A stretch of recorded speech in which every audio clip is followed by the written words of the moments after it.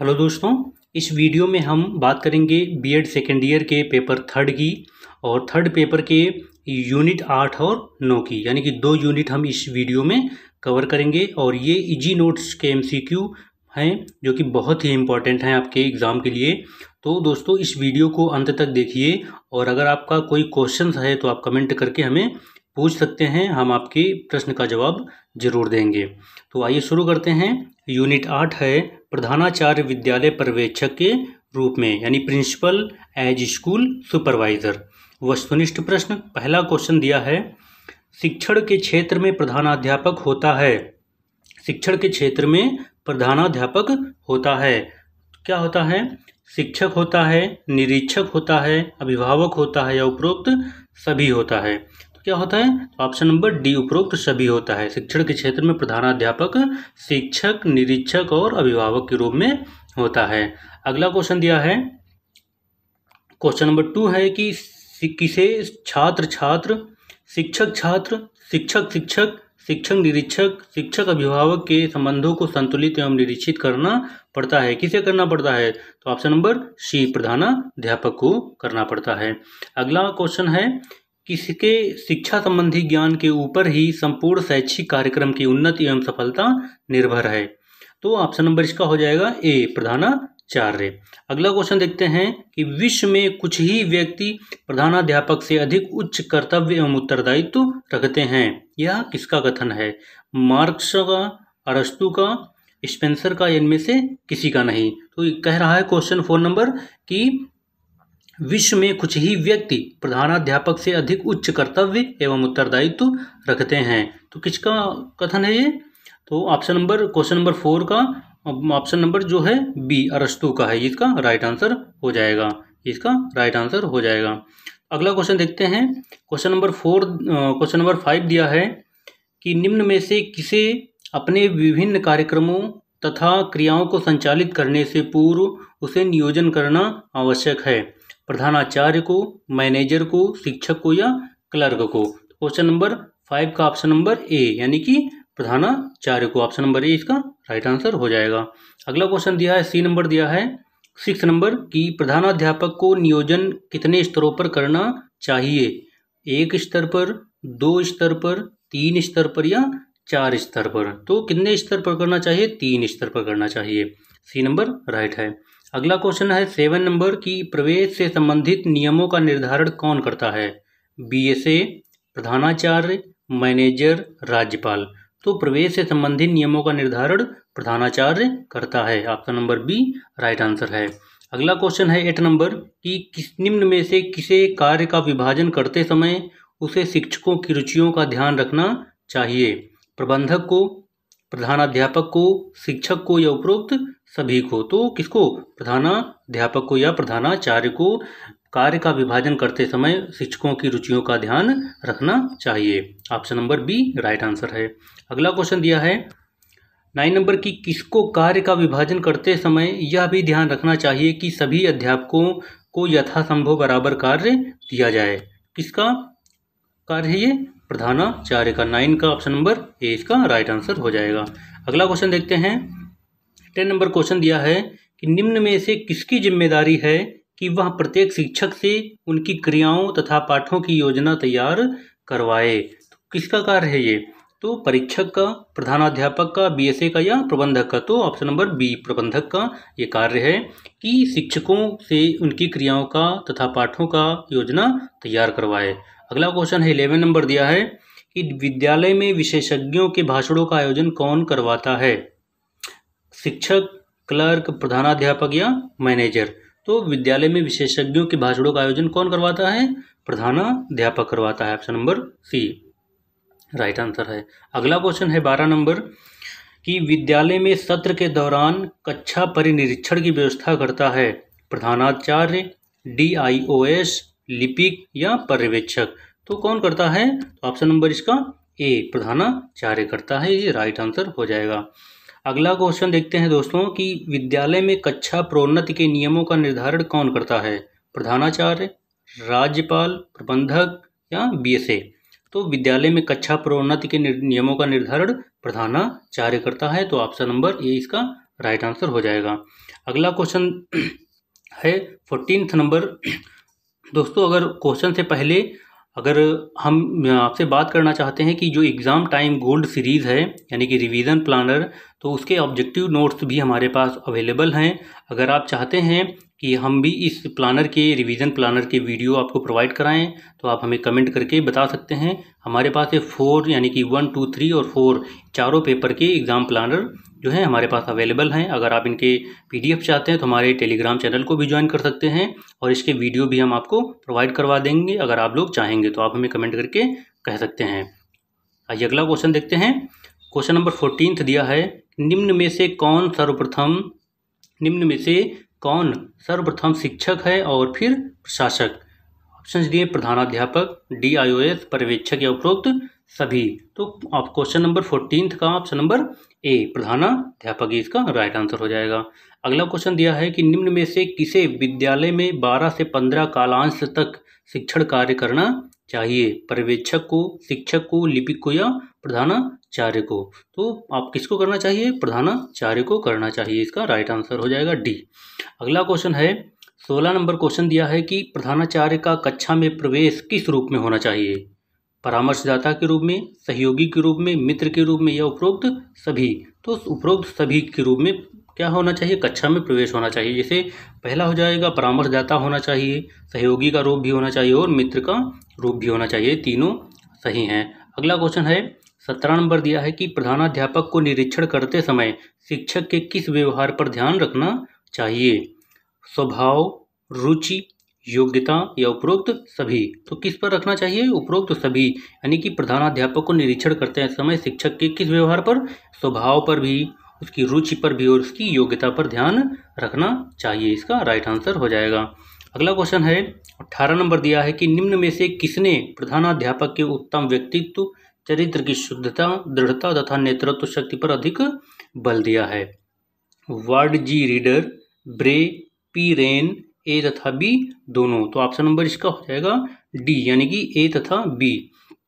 इसने वार्ड जी रीडर और ब्रे ने। तो ऑप्शन नंबर इसका डी राइट आंसर हो जाएगा।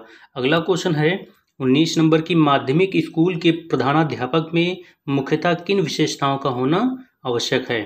किशोरावस्था, प्रौढ़ावस्था, वृद्धावस्था या उपरोक्त सभी? तो माध्यमिक स्कूल के प्रधानाध्यापक में मुख्य किन विशेषताओं का होना आवश्यक है? किशोरावस्था होना आवश्यक है। ये इसका राइट आंसर हो जाएगा। अगला क्वेश्चन है 20 नंबर दिया है कि निम्न में से किस स्कूल के प्रधानाचार्य को मुख्यतः किशोरावस्था की विशेषताओं का ज्ञान होना आवश्यक है? देखो उसी से संबंधित क्वेश्चन है, इससे पहले हमने जो देखा।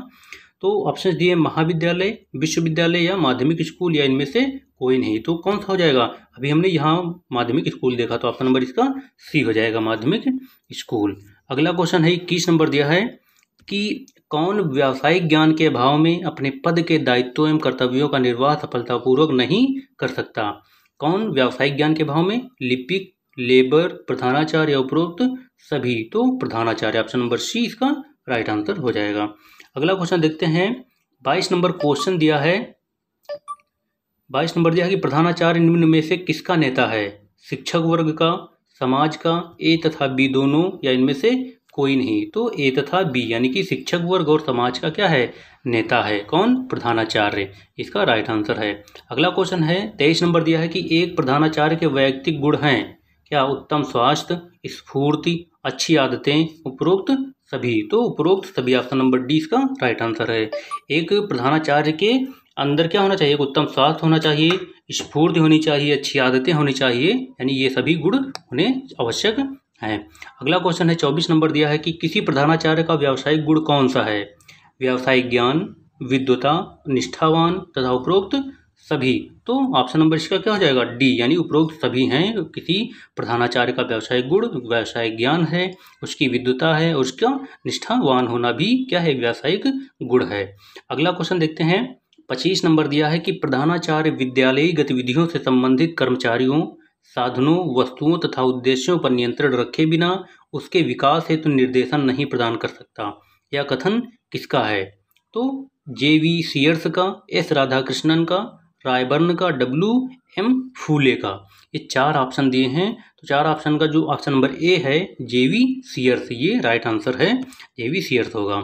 अगला क्वेश्चन है, जैसा प्रधानाचार्य होगा वैसा विद्यालय होगा, यह उक्ति किसके लिए कहा गया है? शिक्षक के लिए, लिपिक के लिए, प्रधानाध्यापक के लिए या प्रबंधक के लिए? तो किसके लिए कहा गया है? प्रधानाध्यापक के लिए या प्रधानाचार्य के लिए कहा गई है कि जैसा प्रधानाचार्य होगा वैसा ही विद्यालय होगा। अगला क्वेश्चन है 27 नंबर की, किसका मत है कि विद्यालय का मुख्याध्यापक या प्राचार्य शैक्षणिक प्रक्रिया का केंद्रीय बिंदु है? एक प्रभावशाली नेता के रूप में उसी की योग्यता पर ही विद्यालय पद्धति की सफलता निर्भर करती है। किसका मत है? जसवंत सिंह का, PC रैन का, JC पार्कर का या VS झा का? तो ये 4 ऑप्शन दिए हैं 27 नंबर प्रश्न के। तो इसका ऑप्शन नंबर जो हो जाएगा A, यानी जसवंत सिंह का मत है। अगला क्वेश्चन देखते हैं, 28 नंबर दिया है कि विद्यालय के कार्यकलापों में प्रधानाचार्य का चरित्र किस रूप में प्रतिबिंबित होता है? प्रत्यक्ष, अप्रत्यक्ष, A तथा B दोनों या इनमें से कोई नहीं?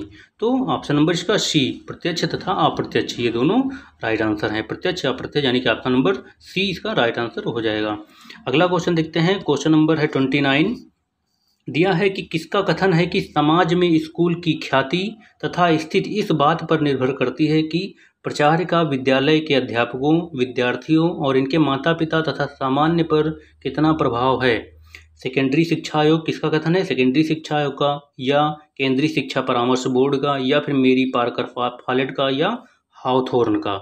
तो 29 नंबर का ऑप्शन नंबर A, सेकेंडरी शिक्षा आयोग का कथन है, इसका राइट आंसर हो जाएगा। अगला क्वेश्चन है 30 नंबर दिया है कि निम्न में से कौन वह बिंदु है जिसके चारों ओर संपूर्ण विद्यालय पद्धति घूमती है?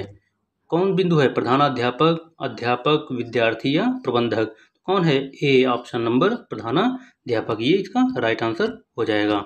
अगला क्वेश्चन देखते हैं, क्वेश्चन नंबर 31 दिया है कि किसी शिक्षा संस्था की किसी भी योजना का तब तक वांछित परिणाम नहीं निकल सकता जब तक उसका प्रशासन कुशल और विचारात्मक न हो, यानी कि या उसका प्रशासक या प्रशासन कुशल और विचारात्मक न हो। यह मत किसका है? तो ऑप्शन दिए हैं केंद्रीय शिक्षा परामर्श बोर्ड का, मुदालियर आयोग का, सेकेंडरी शिक्षा आयोग का, इनमें से कोई नहीं। तो किसका है? तो ऑप्शन नंबर इसका A हो जाएगा, यानी कि केंद्रीय शिक्षा परामर्श बोर्ड का ये मत है। अगला क्वेश्चन दिया है कि 32 नंबर, निम्न में से किस लेखक ने प्रधानाध्यापक की तुलना जहाज के कप्तान से की है? तो किसने की है? JV सीयर्स ने, फ्रेडरिक ट्रेलर ने, WM रायबर्न ने या PC रैन ने? तो किसने की है? तो इसका ऑप्शन नंबर हो जाएगा C, यानी कि WM रायबर्न ने क्या की है कि प्रधानाध्यापक की तुलना एक जहाज के कप्तान से की है। ऑप्शन नंबर C इसका राइट आंसर हो जाएगा। अगला क्वेश्चन है 33 नंबर है कि किसका मत है कि जैसा प्रधानाचार्य होगा वैसा ही विद्यालय होगा? जैसा प्रधानाचार्य होगा वैसा विद्यालय होगा। तो ऑप्शन नंबर इसका D, उपयुक्त में से कोई नहीं। सॉरी, अभी हमने ऊपर देखा है कि जैसा प्रधानाचार्य होगा वैसा ही विद्यालय होगा, ये किसका कथन है? आप लोग ये जो 33 नंबर जो प्रश्न है, जैसा प्रधानाचार्य होगा वैसा विद्यालय होगा, ये किसका मत है? आप लोग जो है कमेंट करके हमें अवश्य बताना ये इसका राइट आंसर क्या होगा चारों में से। तो अगर ये अगला क्वेश्चन देखते हैं, 34 नंबर दिया है कि घड़ी में जो स्थान बड़े स्प्रिंग का होता है, मशीन में जो स्थान फ्लाई व्हील का होता है अथवा जहाज में जो स्थान इंजन का होता है, वही स्थान विद्यालय में प्रधानाध्यापक का होता है, या किसका मत है? किम्बले का, PC रैन का, मेग नायर का या केंडल का? तो 34 नंबर का ऑप्शन नंबर B, PC रैन का है, ये PC रैन का ये मत है, ये राइट आंसर हो जाएगा। अगला क्वेश्चन दिया है 35 नंबर की, यह किसका मत है? सेनाएं निम्न कोटि की नहीं होती बल्कि सेनापति निम्न कोटि के होते हैं। यही बात स्कूलों के लिए भी सत्य है। क्या कहा गया है कि सेनाएं निम्न कोटि की नहीं होती बल्कि सेनापति निम्न कोटि के होते हैं, यह बात स्कूलों के लिए भी सत्य है। तो ये किसने कहा है? लिंडले आर्विंग ने, कैम्बेल ने, गेटजिल ने या इनमें से कोई नहीं? तो 35 का ऑप्शन नंबर इसका क्या हो जाएगा? 35 का ऑप्शन नंबर इसका हो जाएगा D, यानी इनमें से किसी ने नहीं कहा है। अगला क्वेश्चन दिया है 36 नंबर दिया है कि शिक्षण क्रियाओं में प्रधानाचार्य द्वारा निम्न में से कौन सा कार्य किए जाते हैं? पाठ्यक्रम का निर्माण करना, शिक्षण विधियों की व्यवस्था करना, मूल्यांकन करना या उपयुक्त सभी? तो 36 का ऑप्शन नंबर डी उपयुक्त सभी इसका राइट आंसर हो जाएगा। अगला क्वेश्चन दिया है 37 नंबर की विद्यालय के समस्त कार्यक्रमों की सफलता तथा असफलता किस पर निर्भर करती है? प्रधानाध्यापक पर, शिक्षक पर, छात्र पर या अभिभावक पर? तो किस पर करती है? प्रधानाध्यापक पर करती है। ये बहुत राइट आंसर है। ये अगला क्वेश्चन देखते हैं। क्वेश्चन नंबर 38 दिया है कि प्रधानाचार्य के शिक्षक संबंधी कार्य हैं मार्गदर्शन देना, उन्नति के अवसर प्रदान करना, कार्यभार संतुलित करना या उपयुक्त सभी। तो 38 का ऑप्शन नंबर डी उपयुक्त सभी ये राइट आंसर हो जाएगा। अगला क्वेश्चन है कि निम्न में से किसका मत है कि विद्यालय प्रबंध का महत्वपूर्ण कार्य शिक्षकों, छात्रों तथा अन्य कार्यकर्ताओं के बीच सहयोग स्थापित करना है? किसका मत है? बॉर्डिच का, हेनरी रिवलिन का, ओवंस का या फॉलेट का? तो किसका मत है? तो option number B Henry Rivlin का ये मत है। दोस्तों हम आपके लिए बहुत मेहनत कर रहे हैं, आपके लिए वीडियो बनाते हैं बहुत ध्यान से। अगर आप कोई भी क्वेश्चन है हमें कमेंट करके अवश्य पूछना, और जो है इस चैनल को सब्सक्राइब जरूर कर लेना ताकि आने वाली वीडियो जो है मिलती रहें। और हम आपके लिए बहुत मेहनत कर रहे हैं, इसलिए आप हमारा सहयोग भी करते रहें। तो आइए अगला क्वेश्चन देखते हैं। 40 नंबर दिया है कि शिक्षा के क्षेत्र में केवल लेखा जोखा रखना ही पर्याप्त नहीं है, बल्कि उस धन से अधिकतर शैक्षणिक उपलब्धियां प्राप्त करना है। यह किसका मत है? मार्फेट का, गेटजेल का, वुड एडम्स का या वर्नार्ड का? तो किसका है? ऑप्शन नंबर ए मार्फेट का कथन है। अगला क्वेश्चन है निम्न में से किसके द्वारा विद्यालय की समस्त गतिविधियों को विकसित किया जाता है? छात्र के द्वारा, कार्यालय के द्वारा, अभिभावक के द्वारा, विद्यालय प्रशासन के द्वारा? तो 41 नंबर का ऑप्शन नंबर ए किसके द्वारा? छात्र के द्वारा समस्त गतिविधियों को विकसित किया जाता है। अगला क्वेश्चन दिया है 42 नंबर की किस लेखक ने कहा है कि विद्यालय भवन निर्माण पर कुल बजट का 20% व्यय किया जाना चाहिए? यानी विद्यालय भवन निर्माण पर कुल बजट का 20% व्यय किया जाना चाहिए। किसने कहा है? सी चंद्रमोहन ने, कलवर्डसन ने, मार्फेट ने या पार्सन्स ने? तो 42 का ऑप्शन नंबर सी यानी कि मार्फेट ने कहा है। अगला क्वेश्चन देखते हैं। 43 नंबर दिया है कि किसके द्वारा विद्यालय द्वारा निम्न में से किसके स्वास्थ्य पर सर्वाधिक ध्यान दिया जाता है? विद्यालय द्वारा किसके स्वास्थ्य पर सर्वाधिक ध्यान दिया जाता है? प्रधानाध्यापक के, छात्र के, शिक्षक के या लिपिक के? तो ऑप्शन नंबर 20 छात्र के स्वास्थ्य पर सर्वाधिक ध्यान दिया जाता है। अगला क्वेश्चन है 44 नंबर विद्यालय द्वारा छात्रों के स्वास्थ्य के लिए करना पड़ता है क्या? खेल कूद, स्वास्थ्य संबंधी कार्यक्रम, छुट्टी, शिविर या उपयुक्त सभी? तो उपयुक्त सभी ऑप्शन नंबर डी ये राइट आंसर हो जाएगा। अगला क्वेश्चन है 45 नंबर दिया है कि निम्न में से किसने प्राचार्य द्वारा स्कूलों के छात्रों संबंधी उपयोगी कार्यकलापों को निरूपित किया है? एल्टन मेयो, फोलेट, जेसी पार्कर, मायर्स? तो ऑप्शन नंबर इसका क्या हो जाएगा? सी जेसी पार्कर इसका राइट आंसर हो जाएगा। अगला क्वेश्चन है किसका मत है कि महान प्रधानाचार्य छात्रों के बड़े अच्छे मित्र होते हैं? महान प्रधानाचार्य छात्रों के बड़े अच्छे मित्र होते हैं। इसका मत है मार्फेट का, जसवंत सिंह का, पीसी रैन का या उपयुक्त में से कोई नहीं? तो 46 का ऑप्शन नंबर डी उपयुक्त में से कोई नहीं इसका राइट आंसर हो जाएगा। अगला क्वेश्चन दिया है 47 नंबर दिया है कि महान प्रधानाचार्य किसके बड़े अच्छे मित्र होते हैं? महान प्रधानाचार्य किसके बड़े अच्छे मित्र होते हैं? अभिभावक के, छात्र के, अध्यापक के या परिवार के? तो 47 का ऑप्शन नंबर बी छात्र के सबसे अच्छे मित्र होते हैं। अगला क्वेश्चन दिया है 48 नंबर कि प्राचार्य को छात्रों के लिए उपयोगी कार्यक्रम करना चाहिए ताकि उनका समुचित विकास हो सके। कैसा विकास? सामाजिक, आर्थिक, राजनीतिक या उपयुक्त सभी? तो उपयुक्त सभी option number D right answer हो जाएगा। अगला क्वेश्चन दिया है क्वेश्चन नंबर 49 दिया है कि निम्न में से कौन विद्यार्थियों की शारीरिक, मानसिक तथा आध्यात्मिक आवश्यकताओं के प्रति सचेत रहता है तथा जानता है कि उसके साथ कैसा व्यवहार किया जाना चाहिए? तो कौन? प्राचार्य, अध्यापक, लिपिक या छात्र के सहपाठी? तो 49 नंबर का ऑप्शन नंबर ए प्राचार्य इसका राइट आंसर हो जाएगा ऑप्शन नंबर ए। अगला क्वेश्चन दिया है कि प्रवेश से संबंधी नियमों का निर्धारण कौन करता है? तो प्रधानाचार्य करता है ऑप्शन नंबर सी प्रधानाचार्य राइट आंसर हो जाएगा। तो दोस्तों ये यूनिट 8 थी जिसके हमने बहुत इंपॉर्टेंट क्वेश्चन देखे। ये यूनिट 8 कंप्लीट हो गई है। इसके बाद हम यूनिट नंबर 9 देखते हैं, शिक्षा में प्रबंधन, मैनेजमेंट इन एजुकेशन। तो आइए इसका पहला क्वेश्चन देखते हैं। फर्स्ट क्वेश्चन दिया है कि प्रबंधन आधारभूत समन्वय तथा संचालन प्रक्रिया है जिसमें संगठित प्रयास सम्मिलित रहते हैं। प्रबंधन की यह परिभाषा दी गई है किसके द्वारा? मैकफारलैंड द्वारा, लेवी द्वारा, जॉर्ज टेरी द्वारा, जैक डंकन द्वारा। तो ऑप्शन नंबर इसका ए, मैकफारलैंड द्वारा ये परिभाषा दी गई है। अगला क्वेश्चन है 2 नंबर दिया है कि किसने कहा है कि प्रबंधन पूर्व निर्धारित उद्देश्यों की प्राप्ति के लिए मानवीय तथा अन्य संसाधनों का उपयोग करने की सुनिश्चित प्रक्रिया है? किसने कहा? जॉर्ज टेरी ने, मैकफारफील्ड ने, जैक डंकन ने, उपरोक्त कोई नहीं। तो ऑप्शन नंबर इसका ए, जॉर्ज टेरी ने कहा है। अगला क्वेश्चन दिया है, क्वेश्चन नंबर 3 है कि प्रबंधन एक विशिष्ट प्रक्रिया है जिसके द्वारा मानवीय तथा अन्य संसाधनों का उपयोग करते हुए पूर्व निर्धारित उद्देश्यों को प्राप्त करने का प्रयास किया जाता है। ये किसके द्वारा कहा गया? जॉर्ज टेरी के द्वारा। जॉर्ज टेरी और टेरी ग्रिफिथ या वेकेन। तो ऑप्शन नंबर बी, टेरी के द्वारा कहा गया है।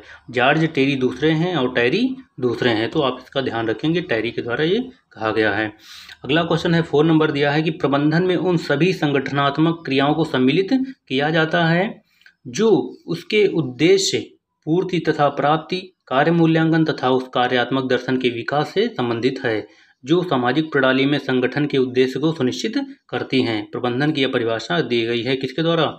मैरी फॉलेट के द्वारा, हर्बर्ट साइमन के द्वारा, जैक डंकन के द्वारा या जॉर्ज टेरी के द्वारा।